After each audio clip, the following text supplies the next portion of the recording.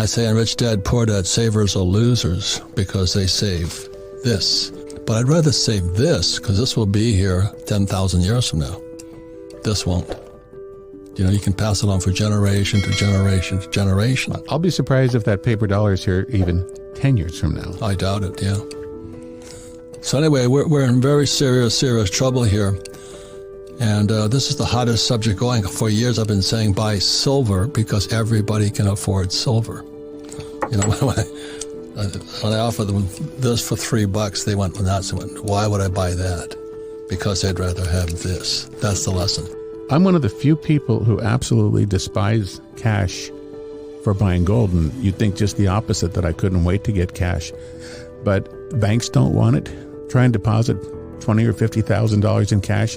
They'll turn you away and say, well, we got to do this, that, and the other, and we've got to file this form, and we got to do that. Hey, I would rather have a bank wire than cash anytime. But you know what else? I'm thinking down the road. Let's say I acquire $1 million or $2 million in cash that the banks don't want to take. When this currency is repudiated, I'm going to be stuck. Just like the people in Germany were twice in the 20th century, that they were hauling wheelbarrows full of Deutschmarks for a basket of groceries. And fake money brought Hitler to power. Every time there's fake money, tyrants rise up because people know something is wrong.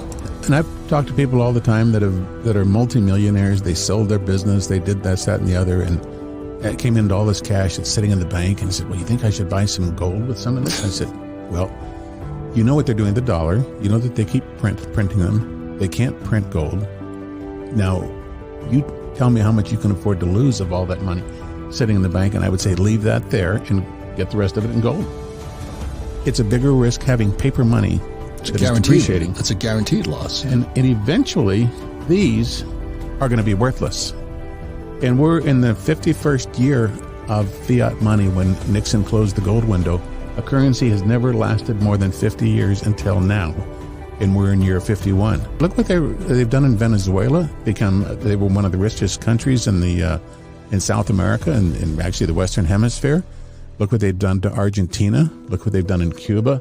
Look what they've done in Mexico. The same exact economic principles that they broke there. We're doing the same thing here. Somebody asked me once, how many paper currencies have gone broke, have gone worthless over time? And the answer is all of them. All of them. And the ones that people still hold are only on their way. They just haven't arrived at their final destination yet. It's like I'm 17 years old in 1964 going, something's wrong here. And that's Gresham's law. And I think that's one of the reasons I'm a rich person is I know real from fake. And then, so when Nixon took the dollar off the gold standard in 71, I didn't really know what that meant, but the first course, I was in Vietnam in 73, I came back. 74, they made this legal. Remember that? It was illegal. So I had to smuggle that damn Kruger. I was in Hong Kong at the bottom of Krugerrand, South African Krugerrand in Hong Kong. I had to smuggle it into the country. Why was that? It was in 74. Yeah, because it was illegal to own in bullion form. And in 73, I brought it in. It was a felony. It was a felony. They could put you in prison for 10 years and charge you $10,000 fine. They made it a felony for Americans, free people, to own monetary gold and silver. Yeah. Or gold anyway. It was a felony. Was it dangerous? Was it going to blow up? Was it nuclear contamination? Was it kill your neighbors with poison? What was wrong? Well, it was, of course, the answer. It's always the same answer. The government grabs all the gold because it wants it for itself, so you can't be allowed to have any. And this was $850. What is this today? $2,050. So why would you save this trash? That's what I'm saying here. It's fake. How about that, to sum it up? That's fake. It's a trick.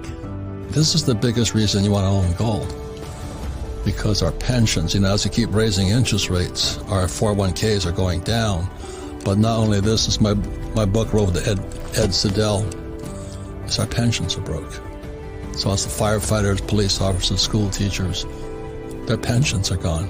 So the Fed's going to have to print. That's my whole summation. Well, and what's crazy about it too is that you get your statement online every month and it says, oh my God, look, I have $500,000 in my pension plan. Boy, that's going to last me till the year 2050.